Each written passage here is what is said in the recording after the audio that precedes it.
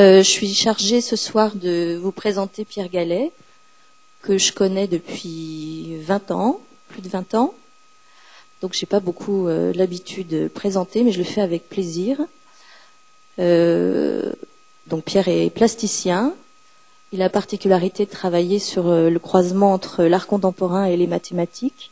Alors quand on mélange tout ça, ça ne pourrait être que conceptuel et savant, pour tout dire très ennuyeux, pourquoi pas. Il se trouve que dans le travail qu'il fait, il y a une dimension de jeu. Il y a quelque chose même que je dirais de très caustique, de très ludique, comme un professeur tournesol un petit peu espiègle. Donc j'espère que vous pourrez découvrir cette dimension-là, que moi j'ai eu la chance de rencontrer il y a 20 ans, quand j'étais moi-même étudiante. Donc j'espère que les étudiants qui sont là et les moins jeunes, qui ont peut-être été aussi sur les bancs d'une école, université quelconque, apprécieront cette rencontre-là. Merci.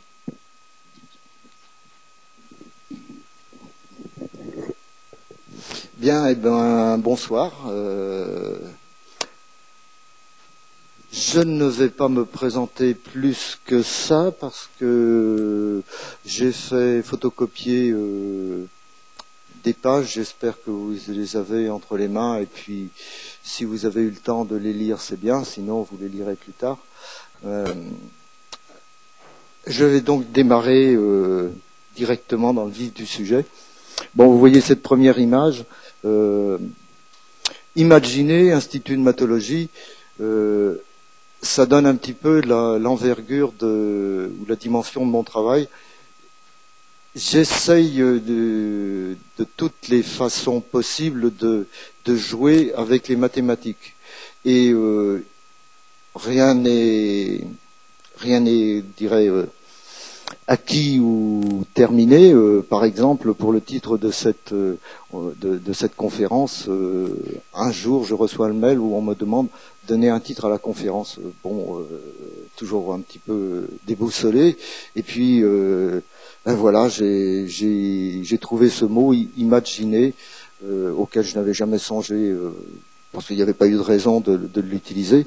Et voilà une des façons, entre autres, de mettre les mathématiques en scène, pour moi, à travers le vocabulaire, à travers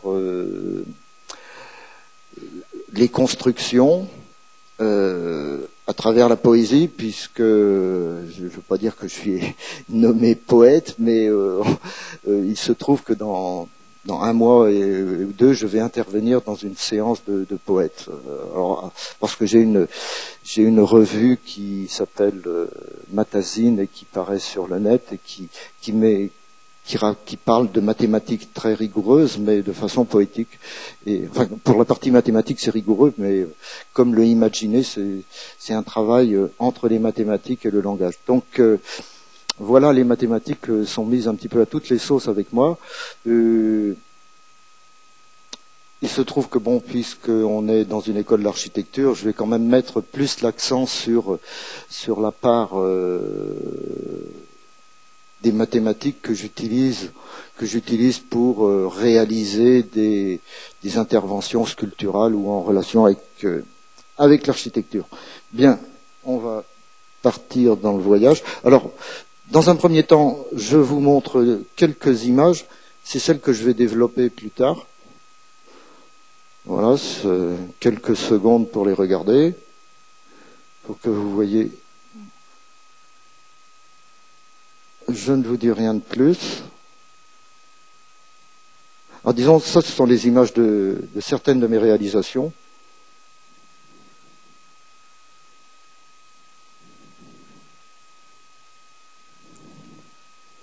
Voilà. Alors si on a du temps, c'est ces deux aspects-là que je vais développer, mais dans un premier temps, je vais d'abord vous parler plutôt de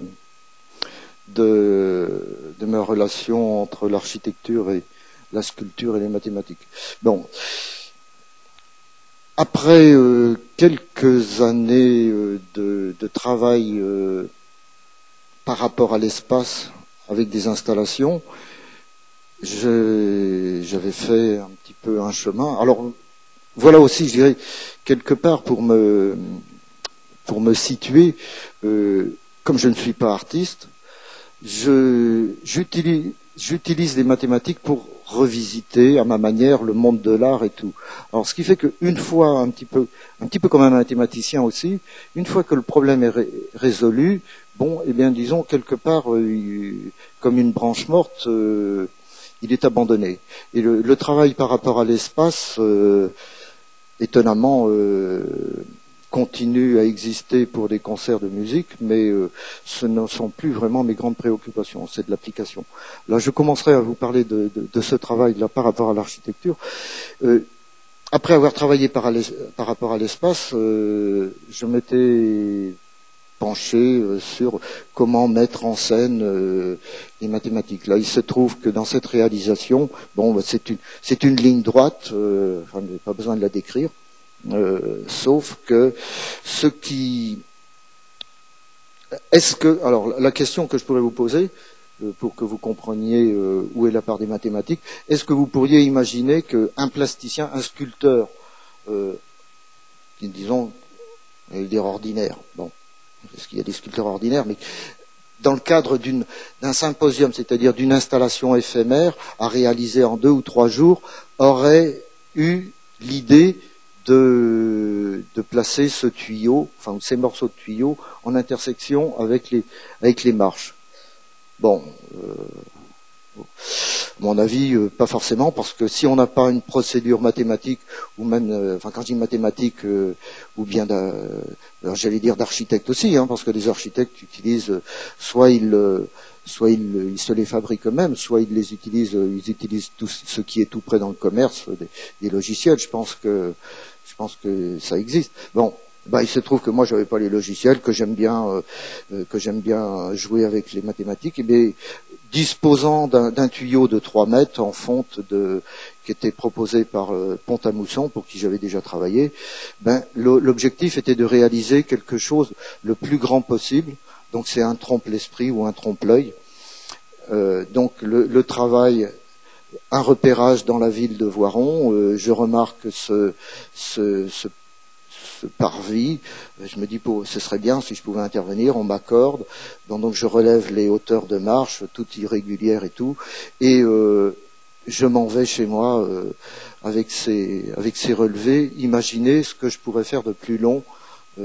Donc avec les 3 mètres, j'ai réussi à créer une ligne, un segment de 11 mètres, en utilisant ce qui est enlevé d'un côté et repris de l'autre. Alors la procédure, voilà, c'est l'intersection d'un cylindre par rapport à des plans verticaux horizontaux, définir un repère, enfin voilà un petit peu un repère de géométrie analytique, basculer ce repère dans le repère du tuyau et définir les équations des plans, et on obtient, si on fait la développer, c'est-à-dire le patron comme un couturier, on obtient ce que vous voyez, voilà, vous les voyez, du coup je vais me retourner comme ça, ceci est le patron de cette partie-là, ceci est le patron de cette partie-là, ceci de celui-ci, et ça de là-bas.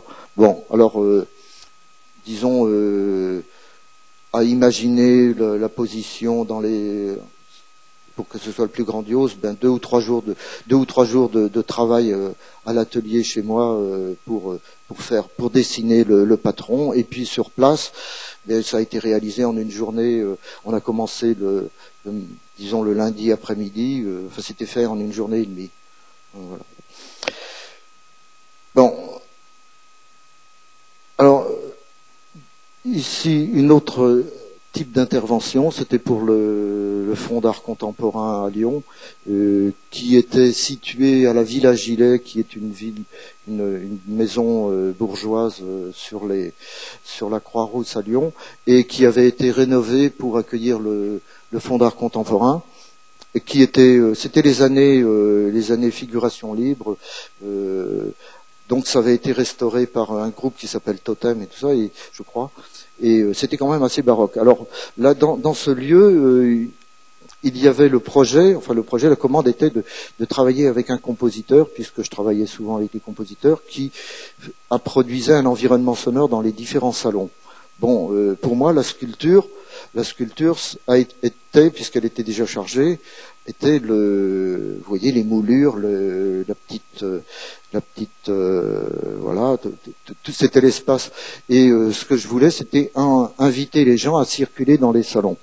Alors, bon, l'idée a été de placer une ellipse qui traverse, vous allez peut-être, oui, vous la voyez mieux que moi, enfin, qui traverse les différents salons et qui se trouve dans un plan incliné. Alors là où, si on n'est pas, enfin, je dirais, quelle est la part des mathématiques là-dedans? C'est que, bon, quand on est mathématicien, on sait qu'un plan passe par 3 points. Donc, par 5 points dans un plan, il passe une conique. S'ils sont à peu près bien placés, ce sera une ellipse. Donc, je peux décider. Alors, je décidais de mon plan qui passait par ce point-là, qui est le haut de la porte, qui devait repasser sur la terrasse. Ici, vous allez voir une terrasse. La terrasse est rentrée. Donc, c'était cette ligne-là et ce point-là qui définissait le plan. Et dans ce plan-là, ce que je voulais, alors donc là, je pouvais décider 5 points.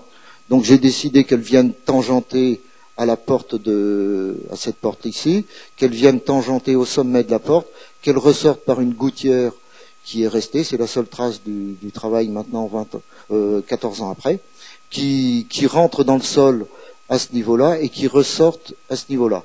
Alors, l'intention était, enfin, on va continuer un petit peu. Alors, là-dessus, enfin ça, ce sont les planches qui sont dans la collection du FRAC. Donc, vous voyez le plan ici. Ici, donc, un petit peu comme ça, ce sont des planches qui font 1 mètre sur 70 cm, qui sont faites au crayon graphique et à la gouache et à l'aquarelle. Donc, je reprends un petit peu le travail des architectes, qui me plaisait, avec un petit plus, disons, qui est de le faire au pinceau. Même si j'utilise des instruments, chaque trait est repris au pinceau, très fin pour reprendre les traits. Donc ici, il y a la procédure. Ici, comme je vous dis, les valeurs des points qui sont des sommets ou les bases des fils à plomb. Voilà.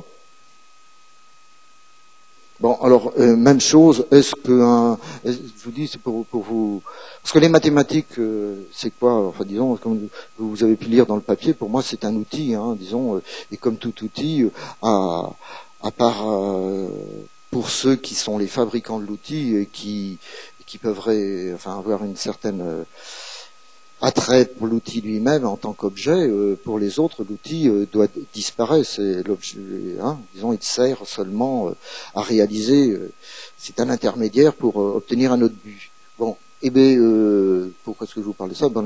Oui, donc, je parlerai assez souvent quand même de cette référence. Est-ce qu'un plasticien ordinaire, même si, c'est pour simplifier, hein, mettez ordinaire entre guillemets, irait imaginer ça, parce que c'est pas évident. Comment tracer une ellipse comme ça qui faisait quand même, j'ai plus souvenir, mais bon, ça fait bien 25 mètres de long, qui traverse les murs. Comment tracer cet objet-là?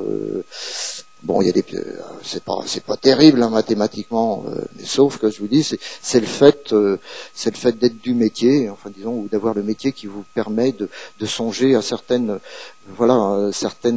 propositions. C'est en cela que le sous-titre, je dirais, comment les mathématiques me permettent d'imaginer.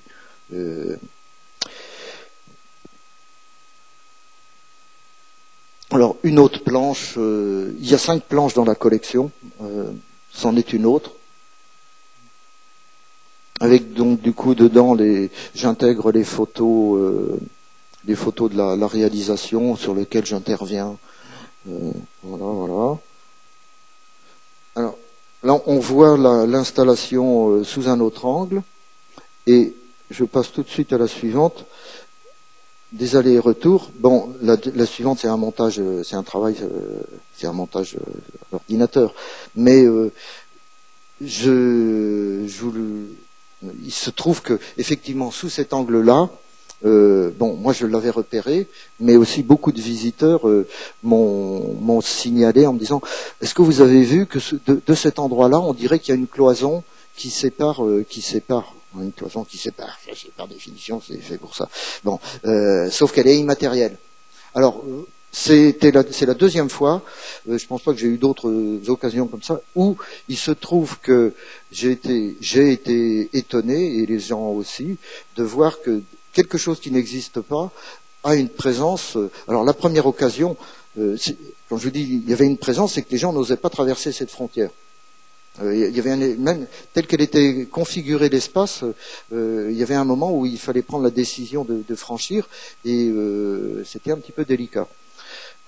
Alors, enfin voilà, disons pour moi, je vous présente cet exemple-là parce que je suis convaincu que par la logique, enfin disons, on ne voit pas seulement par les yeux, on ne sent pas que par les mains, enfin bref, tout ça, ce sont des capteurs, mais après ça, ces capteurs-là, sont des capteurs d'information, et l'information, elle est traitée par l'ordinateur central là-haut, et bon, donc même si vous captez par les yeux cette chose-là, alors il faut être très précis dans la réalisation, un petit peu comme la stéréoscopie ou des choses comme ça, l'œil, le cerveau travaille la chose, et disons pour lui, il y a une telle adéquation entre le point haut et le point bas, et une répétition, qu'il interprète ça sans doute comme une cloison. Mais de fait, enfin je le signale parce que moi-même, c'était pas intentionnel. Comment je dis intentionnel, c'est plutôt que c'était pas prévu. Maintenant, je le sais sur 2 exemples, quand l'occasion se présenterait, je l'utiliserai. Mais voilà. Alors, on voit la sortie sur la terrasse. Bon, la volonté de sortir sur la terrasse est là un petit peu.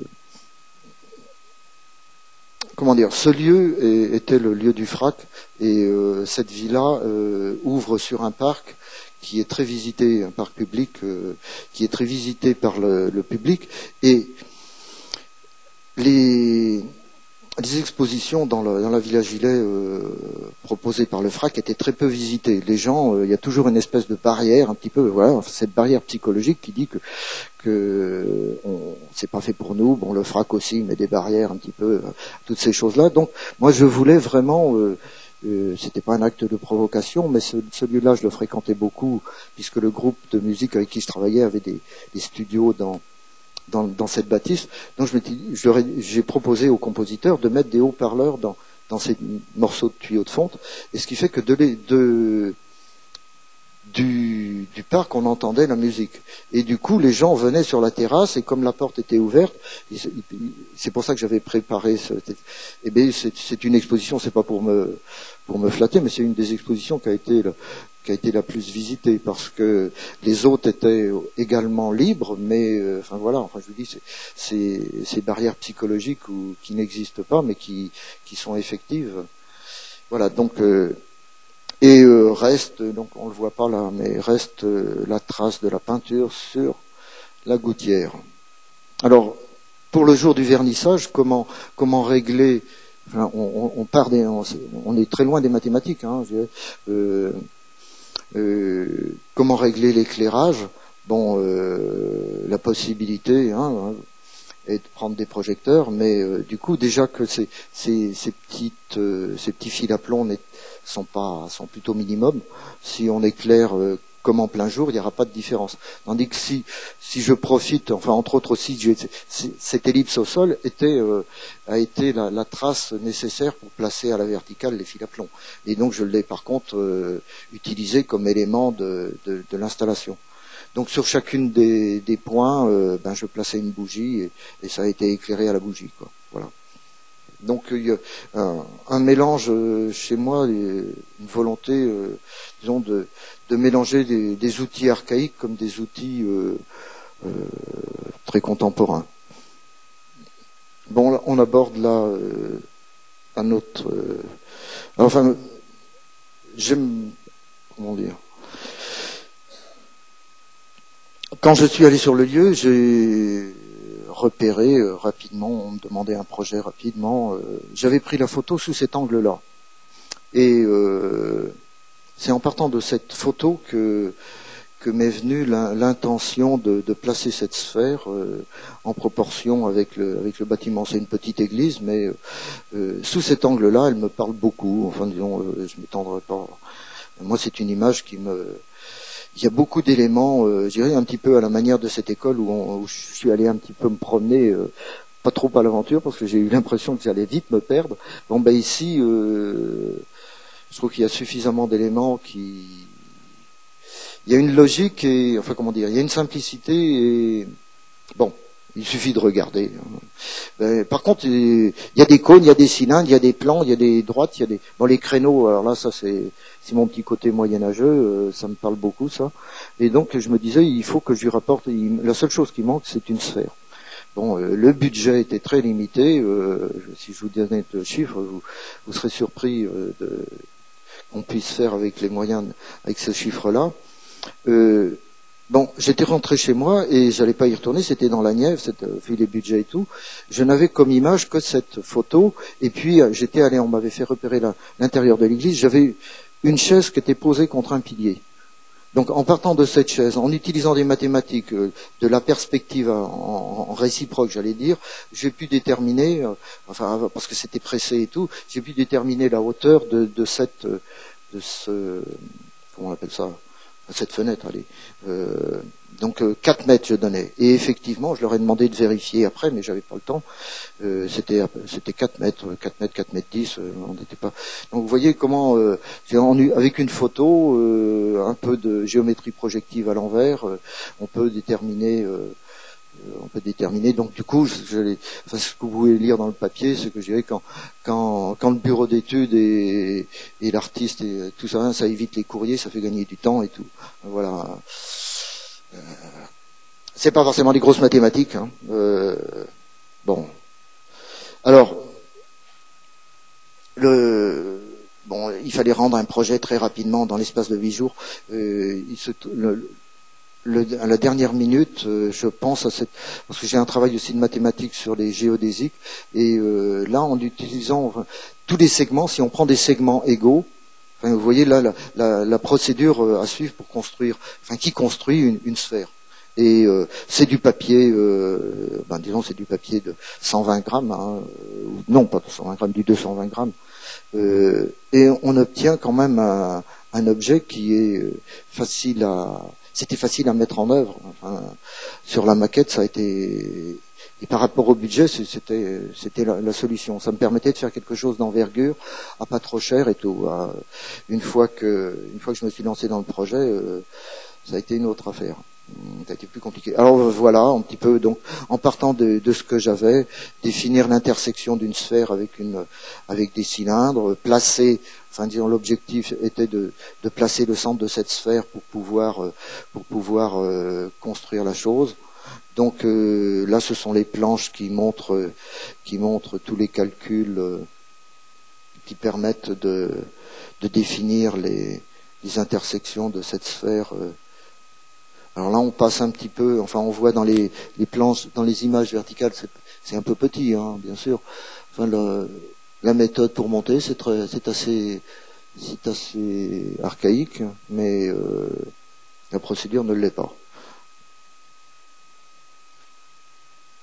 Je vous présente là quelques images. Alors pour la réalisation, effectivement, disons, si je prends mes feuilles de papier, c'est facile. Prenant chacun des segments, on les joint, on une agrafe et tout. Bon, il se trouve que là, sur 3 mètres 60, parce que j'avais fait 3 mètres 60 de diamètre, il n'était plus question d'utiliser du papier, enfin bref.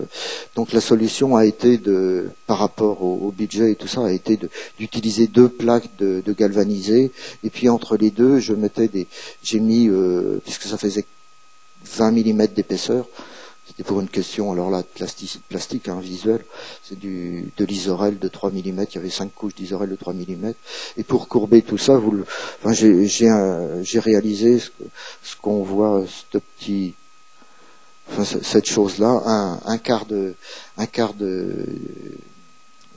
grand cercle sur lequel, disons, on plaque les choses, et puis je boulonnais, parce qu'il y a ce côté aussi, comment dire, par nécessité, mais c'est bon, on en reparlera un moment, mais côté plastique de la chose, enfin les boulons étaient une nécessité technique, mais le résultat est pour moi plastique. C'est vrai que j'ai un grand plaisir quand je vois les réalisations du 19e siècle où tout est risté.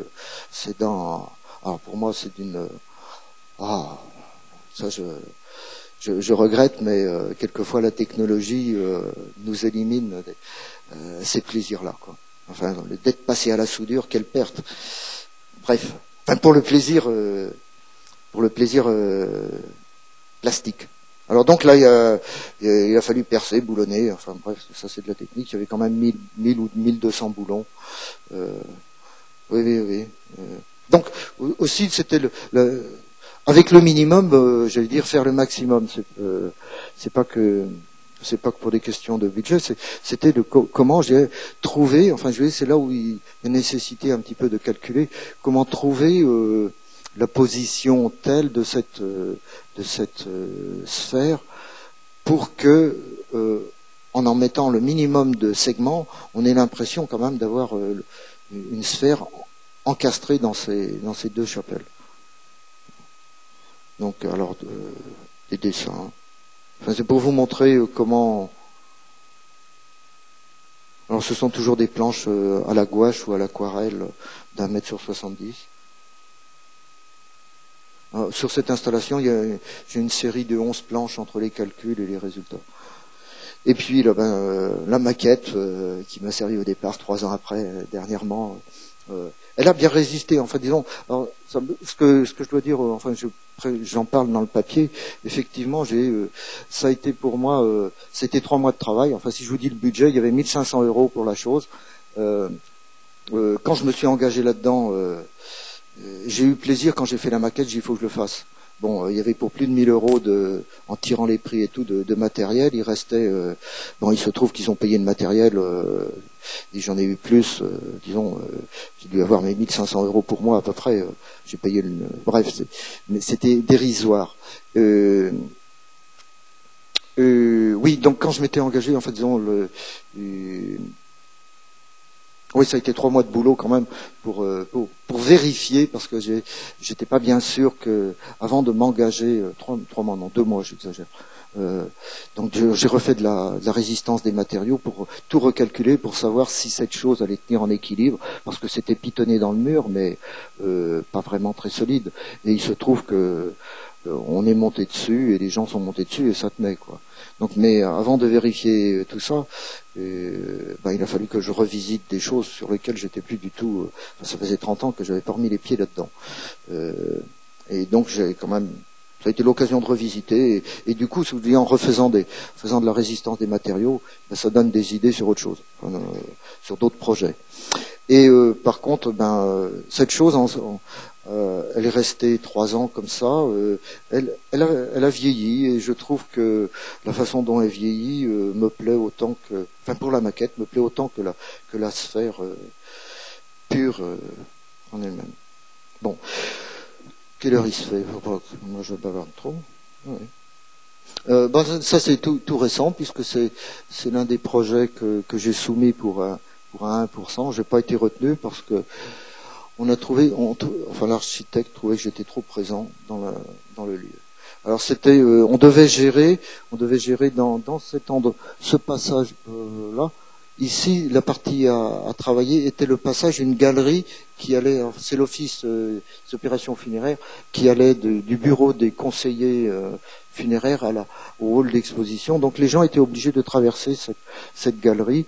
Et il y avait, enfin dans les éléments architecturaux, il y avait ces qu'on va voir sur les plans à côté. Il y avait 3 poteaux qui soutiennent ce gros volume. 3 poteaux. Donc pour moi, j'étais très immédiatement, enfin disons, ça a pas demandé 30 secondes. Ça a été, il faut prendre en compte le passage et il faut s'appuyer sur les poteaux. Alors après ça, il y a une petite histoire, enfin disons, qui sert à faire monter la mayonnaise. Disons, pour moi, la vie, c'est la verticale, la mort, c'est l'horizontale. Et puis, cette galerie qui était... le décès, c'est le passage de l'un à l'autre. Donc, il fallait traiter le passage, pour moi, donc du coup, de mettre une spirale qui a encore un morceau dans la vie et qui s'emboîte de plus en plus dans la mort. Disons, comment dire, l'arrière-fond qui permet de démarrer. Mais après ça, effectivement, c'est de calculer comment jouer avec ces éléments-là. Bien sûr, on pourrait utiliser un logiciel. Je suis persuadé disons, se passe pas la même chose.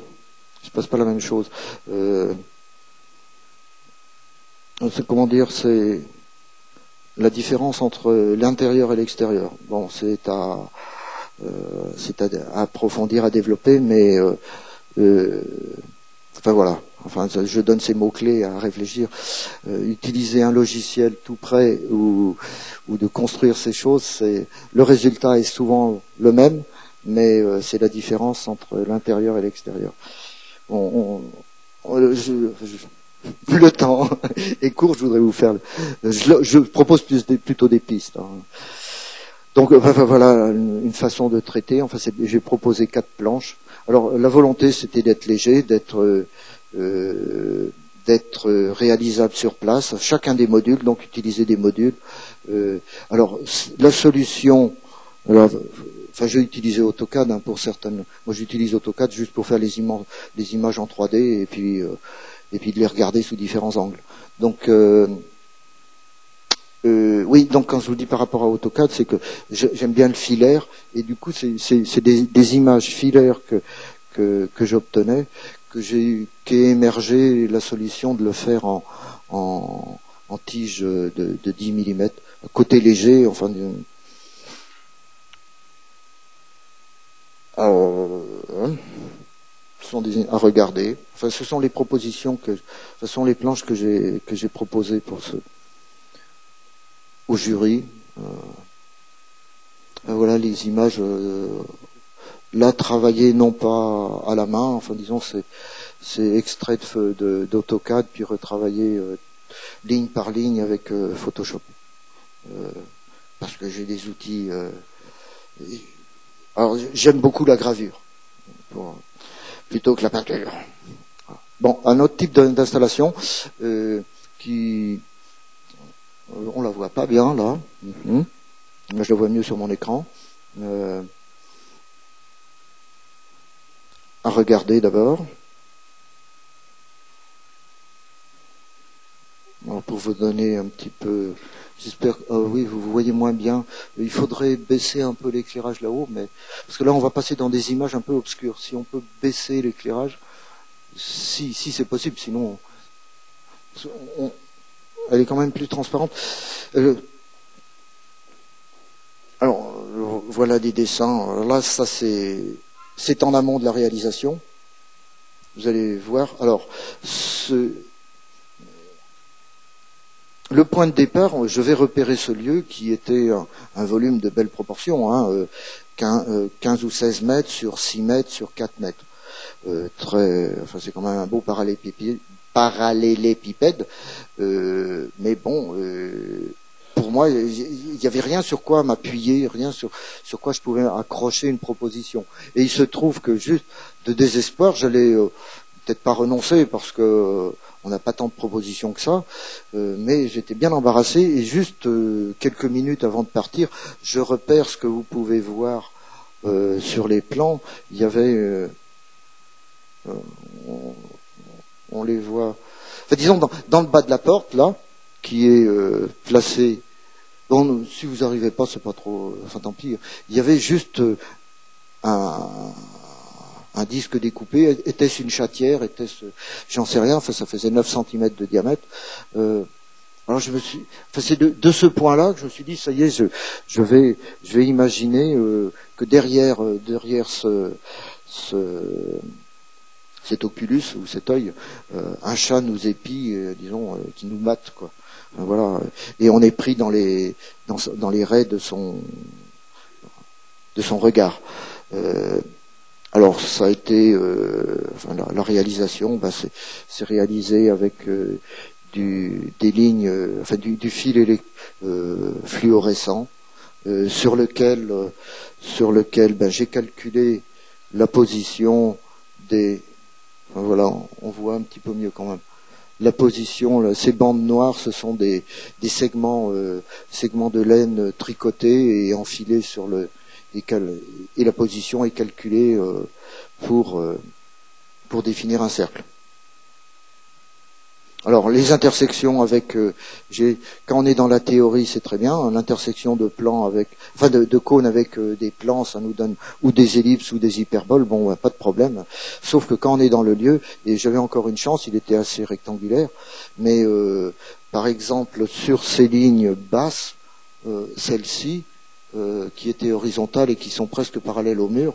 Bon, à cet endroit-là, il y avait un ventre, et obligé sur place de tout reprendre au fil à plomb, et de recalculer à chaque fois sur place la position du point d'impact de la ligne. Bon, c'est 4 jours d'installation. Alors voilà les plans, enfin des extraits des planches qui accompagnent l'installation. Bon, un autre type de travail ici, ça tient du land art, si on veut.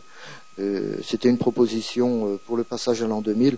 La Nièvre mariait, comme il disait, 32 artistes avec 32 petits villages, puisqu'il y a 32 cantons, un village par canton. Et tiré au hasard, j'avais été sélectionné, j'avais été marié avec le village de Saint-Seine, et moi j'ai tout un travail sur les Saints, S-E-I-N, et je leur dis comme question, c'est quand même étonnant ce village tiré au hasard, et qu'il est ce Saint-Seine, enfin bref, ça a été un aspect vous verrez, de la réalisation, et le deuxième aspect est que, moi je suis d'origine bretonne, et j'ai toujours été impressionné par les menhirs et tout ça, et quand est arrivé les grosses bottes de paille circulaires, enfin cylindriques, ça m'a fait tout de suite penser à des menhirs. C'était dans les années 75 et j'avais jamais eu l'opportunité. Et là, l'opportunité se présentait. J'ai proposé ce projet de réaliser comme un site mégalithique avec des bottes de paille. Alors comment l'installer en référence un petit peu tous les sites archéologiques comme ça, où les sites mégalithiques sont plutôt référencés c'est ce qu'on nous dit sur l'astronomie, et donc moi j'ai pris comme point de départ astronomique les lois de Kepler. Alors comment se déplace par exemple la Terre autour du Soleil? Elle suit la loi des airs, c'est-à-dire que le chemin parcouru pendant des temps constants, si vous regardez entre décembre et janvier, février, la surface entre le Soleil et les sommets est toujours constante.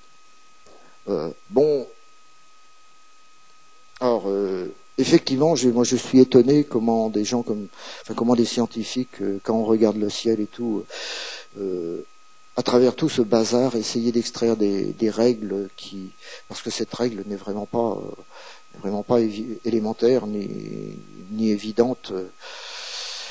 Alors, je trouve, quand on connaît l'histoire de Kepler, c'est vrai que c'est passé par beaucoup de choses irrationnelles avant de tomber dans cette proposition qui est complètement rationnelle, vraie, et qui fonctionne qui est toujours vérifiée depuis qu'elle a été découverte. Donc, je m'appuyais là-dessus pour installer mes bottes de paille. Alors voilà un petit peu les outils pour l'installation, la ficelle. Et puis, j'allais dire, la boîte de Pilchard, non pas tant, parce qu'elle renvoie à une autre histoire, mais l'ellipse. Il se trouve que la boîte de Pilchard est une ellipse, enfin c'est en marge, mais c'est pour vous montrer la procédure que j'ai utilisée pour réaliser le traçage. Enfin, la méthode qu'on dit, la méthode du jardinier, c'est que quand on prend deux points, qu'on tire une ficelle plus longue que la distance entre ces deux points, on va tracer une ellipse. Sur une ellipse qui fait 70 mètres de grand axe et 62 mètres c'est cette procédure-là qui a été utilisée, avec d'autres moyens de vérification pour implanter les bottes de paille. Là, on voit, personne n'a jamais vu, moi j'ai jamais vu l'installation du ciel. Il y a qu'un groupe du LM des gens d'un aéroclub voisin qui ont pris des photos. Mais ma volonté était de placer le spectateur dans la même situation que Kepler. Face à ce bordel de chiffres et tout, comment extraire une règle. Bon, là, vu sous cet angle-là, ça semble encore un petit peu organisé. Ici, c'était l'entrée un petit peu dans ce champ. Les paysans qui sont très pragmatiques disent oh, franchement ton truc là ça n'a ni queue ni tête, on en fait voilà. Et puis petit à petit quand on s'acheminait dans l'axe de la chose, on voyait que ça s'organisait. Bon, il n'y avait pas de symétrie, beaucoup de choses. Mais la volonté était que dans un premier temps, on ait cette impression de désordre, d'être perdu, et que finalement, eh bien non, il s'était construit.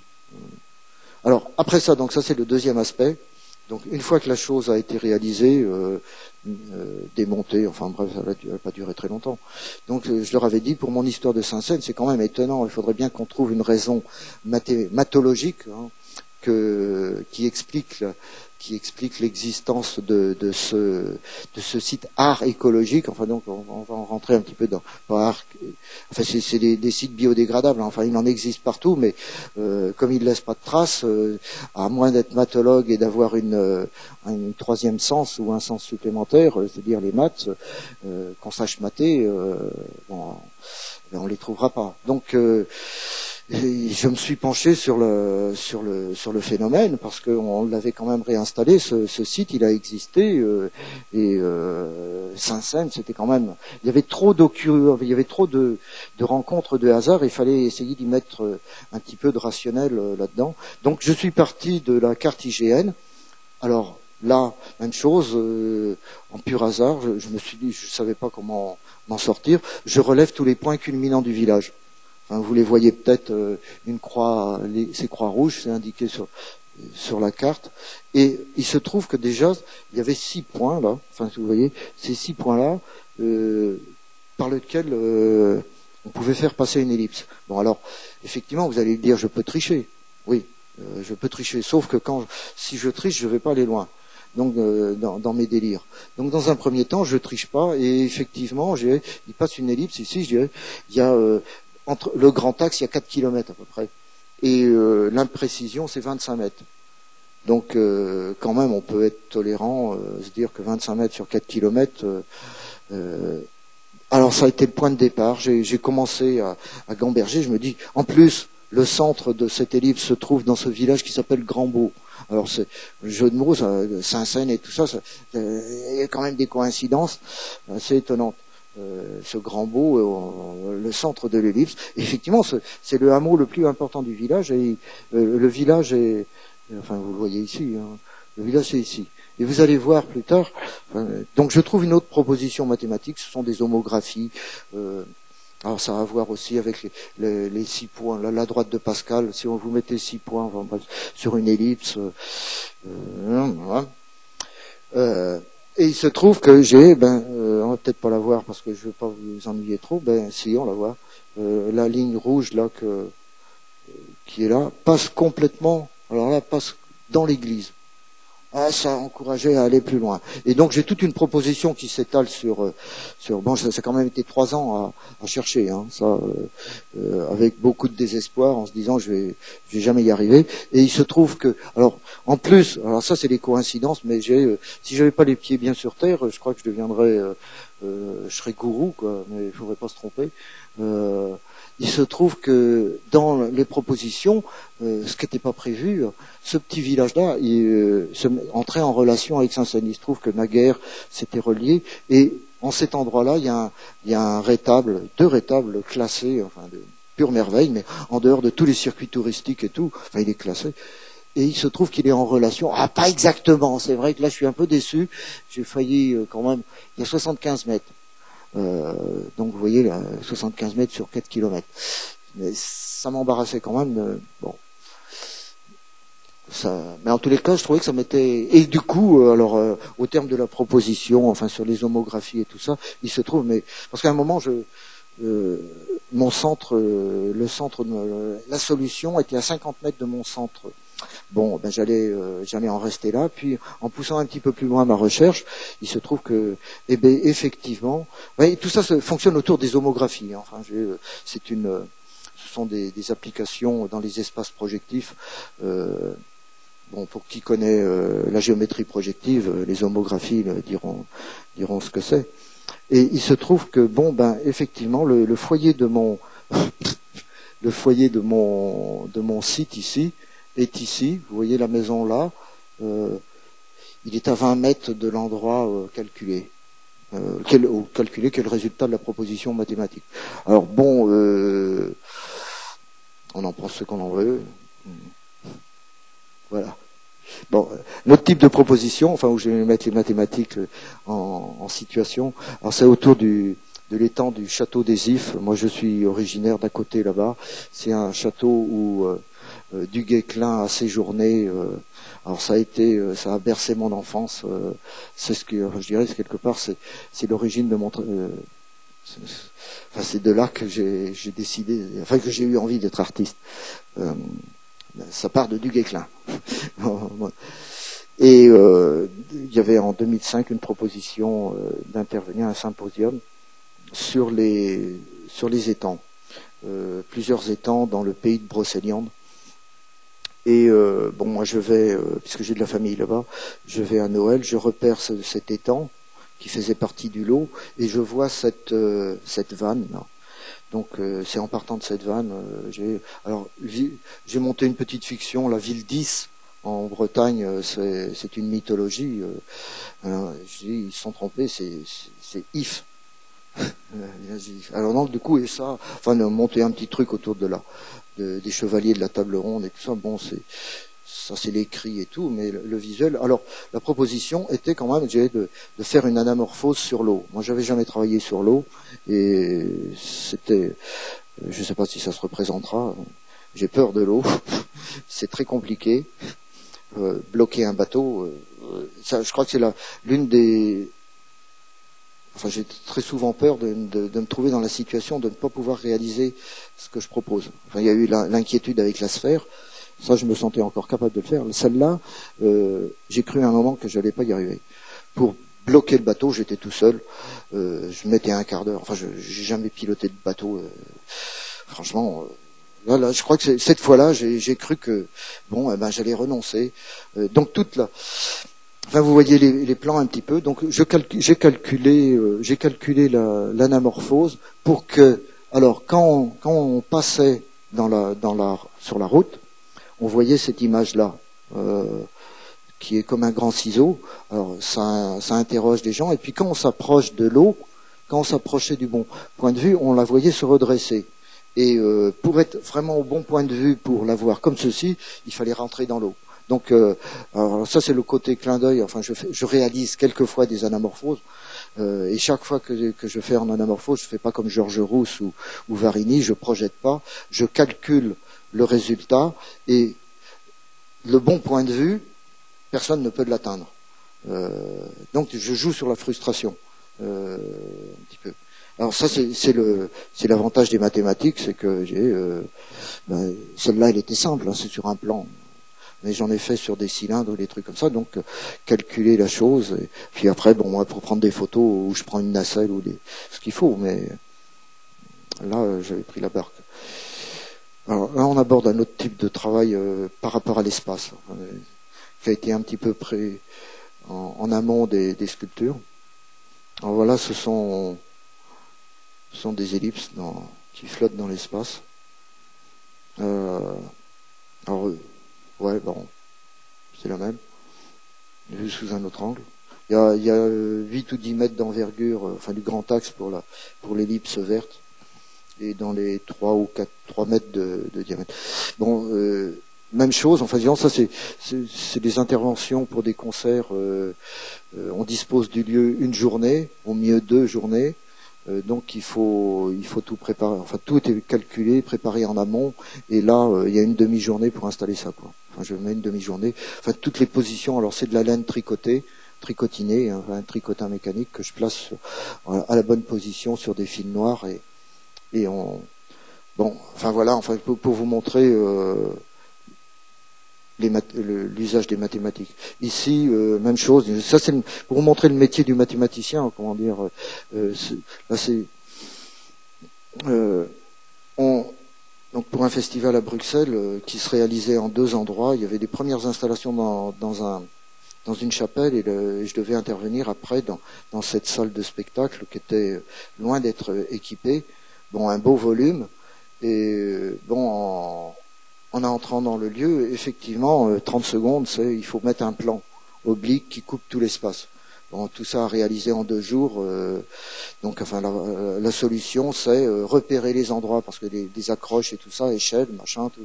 Vraiment, comment tracer des lignes. Bon, un plan qui coupe 2 autres plans, ça détermine des droites. Enfin, il y a un tas de. C'est pas très compliqué, mais c'est du métier de mathématicien. Mis en application. Bon, donc avec 5 lignes parallèles, le problème a été plus de les rendre parallèles quand on était dedans.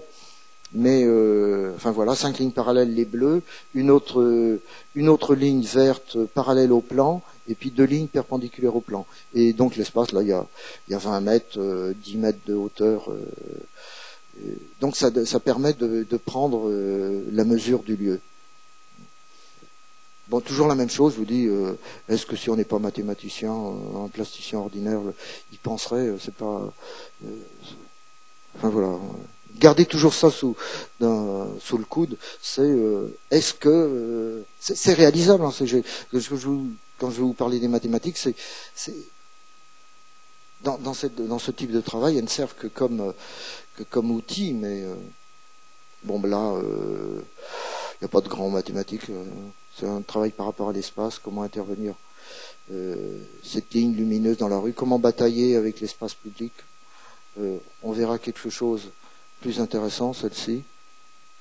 Alors là, regardez la ligne jaune, elle traverse l'arbre.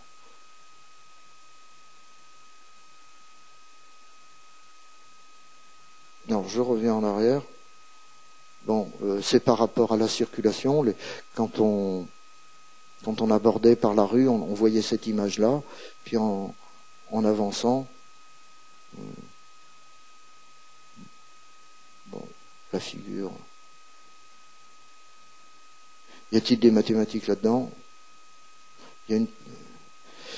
C'est comme la cuisine, quoi. Enfin, à partir d'un certain moment, quand on est dedans, on n'imagine plus tout le talent d'un cuisinier. Bon, moi, je pense que c'est parce que je pratique les mathématiques que je peux penser à ce genre de situation. Bon, il y a des petits détails, je voudrais quand même avancer un petit peu. Bon, ça c'est un autre... Là, il n'y a plus de... Comment dire? Ça, c'est des travaux que je fais avec Pierre-Henri, le compositeur. Un type d'éclairage dans une église, il y a... Enfin là, j'ai éclairci pour vous montrer les coulisses du spectacle. Ce sont des diodes lumineuses, des LED mises sur des piles. Bon, avec Pierre-Henri, je suis intervenu une quinzaine de fois. C'est plutôt mon côté rembrandtesque qu'il aime, mon côté par rapport à la lumière. Ceci dit, on peut peut-être pas non plus séparer les... Je dis toujours les mathématiques. Cette ligne-là partait, enfin quand j'étais dans le lieu, j'avais repéré juste au-dessus du chœur, c'était pas un dôme, mais c'était le clocher. Et donc on a fait tomber, c'était éclairé que par ces diodes et cette ligne qui faisait 30 mètres de longueur depuis le haut de... Alors non, mais c'était plus pour vous amener à ça. Donc cette soirée-là, il y avait 3 concerts dans 3 églises à Dijon. Donc dans la première église, Notre-Dame, ça a été avec les LED. Dans la deuxième église, c'était un éclairage. Bon, j'ai pas beaucoup de photos parce que là, ce soir-là, j'étais au taquet et j'ai pas pu prendre de photos. Deuxième église, je vais pas dire un petit peu plus classique, c'était avec projecteur et LED et tout ça. Et dans celle-ci, c'était, enfin, regardez cette image. Alors, toute l'église qui fait il y a bien 50 mètres pour la nef, c'est éclairé. Ça, c'est un crucifix. plus 2 chandeliers sur le maître-autel, et derrière, il y a juste un projecteur de 2 kilowatts.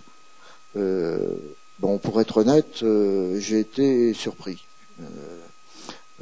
Je pensais pas, donc l'église était éclairée qu'avec ça. Enfin, sauf les petits chapiteaux qui étaient éclairés avec 2 autres petits projecteurs. Mais enfin, pour vous dire que, enfin, ça c'est pour moi c'est de la géométrie projective. Mais je suis l'ombre est aussi importante que la lumière pour moi. Et là, enfin voilà, comment mettre en scène un espace. Bon, alors, on va aborder, vous montrer quand même quelques autres, oui, pas trop traîner, vous montrer quelques autres orientations de mon travail. Hein.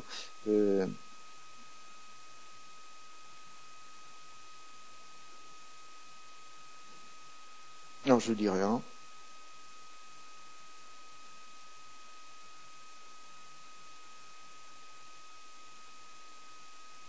Sauf que c'est un triangle 3, 4, 5. Bon, pour les architectes, je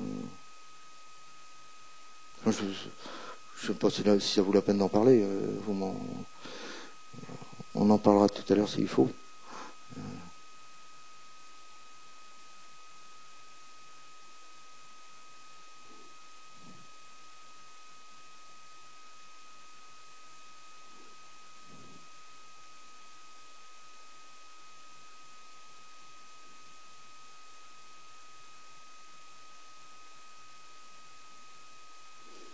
Là, voilà l'image de pub trouvée dans... Enfin, même pas...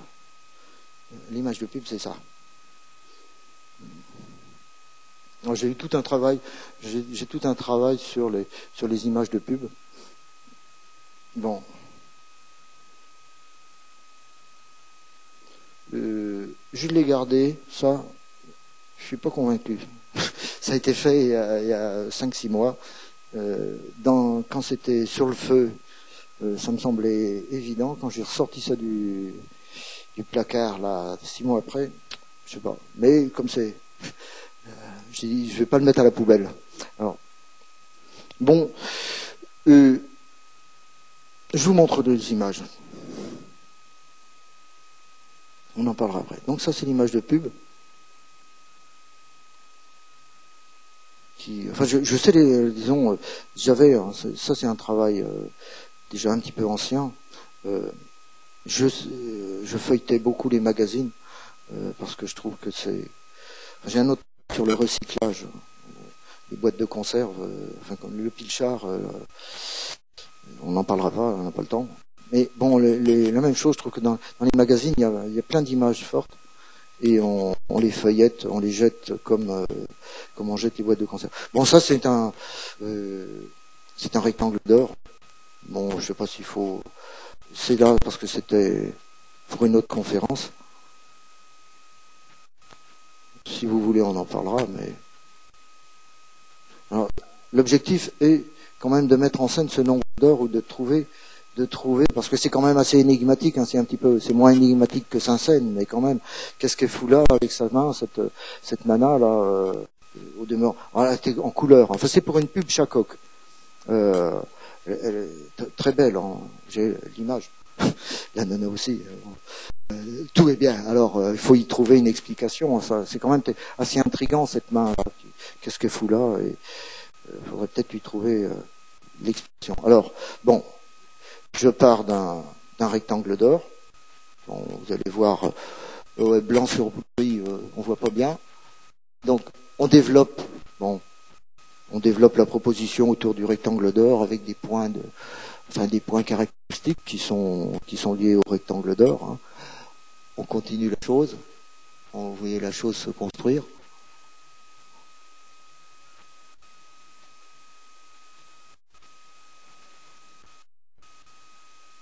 Vous voyez, apparaître, ça devient quand même un petit peu moins étrange, quoi. Ouais, là, le rectangle, le plan, là, c'est un rectangle d'or, quoi.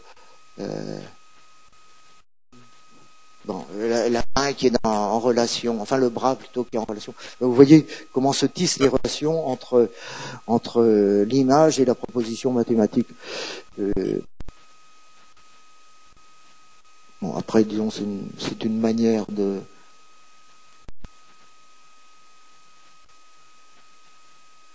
Bon,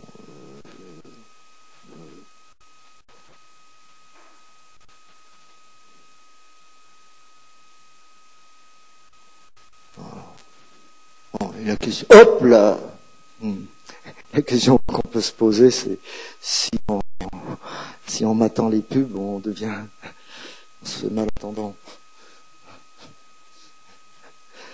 Bon. Alors, après ça finit dans la collection Arditi, une célèbre collection qui se nourrit épisodiquement de... Et toujours, on passe toujours par cette phase obligée de la photo sur le canapé.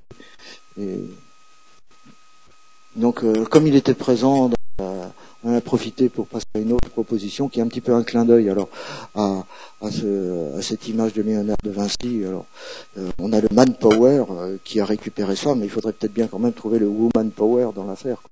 C'est quand même, on est quand même plus, on va pas être sexiste. Alors bon, il est en belle proportion et tout. Il va falloir y trouver l'équivalent. Alors, il suffit de feuilleter des revues. Vous tombez là-dessus. Bon, est-elle vraiment, est-elle le top modèle mathématique qui compte la proposition? À voir, quoi. Bon, ben déjà, elle se superpose bien avec lui.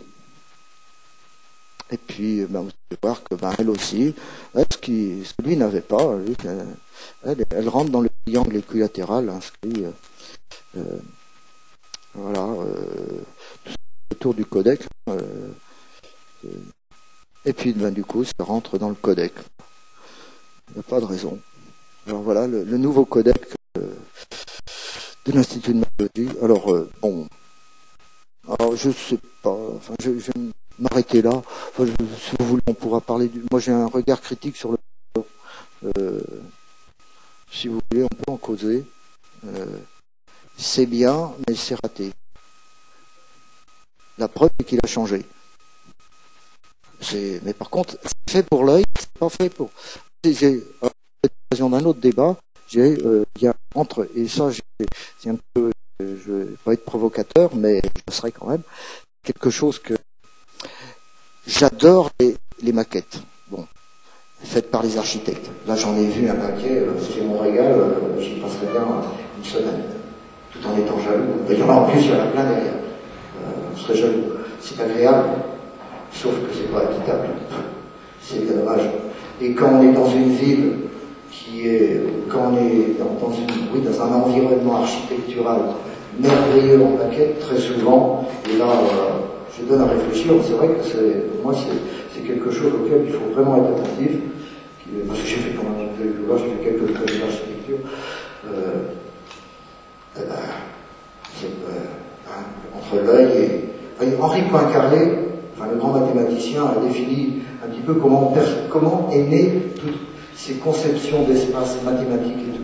Effectivement, c'est construit sur le corps. Alors, ce que je respecte beaucoup chez Le Corbusier, c'est d'avoir construit autour du corps, en prenant l'homme comme unité. Nos ancêtres, avec leur corps de 13 nœuds aussi, ils avaient fait ça. Bon, il se trouve que moi, chez moi, quand j'ai trouvé mon truc, c'est fait non pas autour du nombre d'or, mais pour moi. Et ça fonctionne bien. Mais par contre, je dis que quand je revendrai, je marquerai sur l'annonce pour personne d'1m60 environ. Parce qu'après, ça devient infernal. Dès qu'il y a des gens qui font 1m70, ils souffrent chez moi. Mais moi, c'est très bien. Je trouve que je suis tout seul en ce moment. C'est pas de problème. Donc, ben voilà, en faisant le modulaire, quand je dis j'ai un regard critique, c'est vrai que c'est une bonne manière, c'est une bonne façon de, parce que c'est quand même construit sur le corps, mais sauf que, effectivement, et c'est là, je pense, c'est là où je sais pourquoi je serais plus architecte, comme mathématicien, je les plains, les pauvres architectes. Vous êtes obligés de faire des choses pour monsieur tout le monde. Alors quand on est artiste, on fait pas pour monsieur tout le monde, peut-être qu'on n'a pas beaucoup de visiteurs, mais on fait déjà pour soi. Ça, c'est pas appelé à servir de la même manière qu'une architecture, donc on a plus de liberté. Et ce qui fait qu'enfin moi, je sais pas, je lance ça comme ça. Hein. C'est vrai que pour un architecte, j'aurais beaucoup souffert d'être obligé de faire pour quelqu'un d'1m80 aussi bien que pour quelqu'un d'1m60. C'est pas du tout la même façon de vivre quand on fait 1m80 que quand on fait 1m60. Le monde n'est pas la même chose. À 20 cm près. La preuve, c'est que quand vous faites 1m80, vous venez chez moi. Bon, voilà. J'en arrêterai là pour... Si vous avez à causer à votre tour ou à poser des questions. Bon. Je compte jusqu'à 3. Et je reprends la parole. 1, 2, 2 et demi, 2, 3 quarts. Bon, ben je reprends la parole, 3. Je sais plus ce que je voulais dire. Zut, j'aurais pas dit. Oui, ah oui, quand même, ouais. Là, c'est vrai que c'est une vision très rapide. Je sais pas si j'ai pu vous éclairer un petit peu sur comment j'installe ma relation entre les mathématiques et l'art.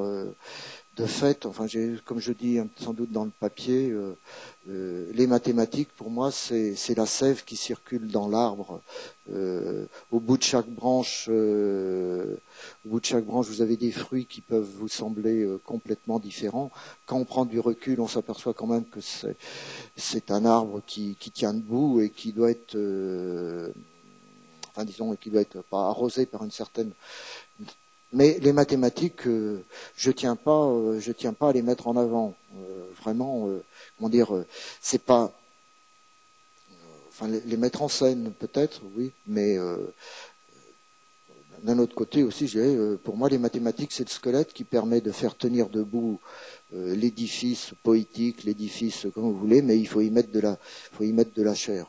Bon, de la chair sans squelette, ça devient un escargot ou un limaçon.